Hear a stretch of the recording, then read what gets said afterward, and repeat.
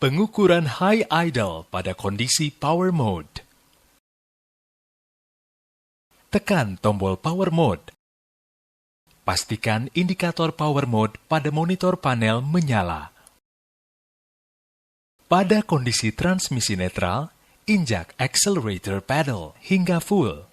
Perhatikan monitor panel. Engine speed akan menunjukkan standar sebesar 2200 sampai 2300 rpm. Lepaskan accelerator pedal. Kemudian catat hasilnya pada ppm check sheet.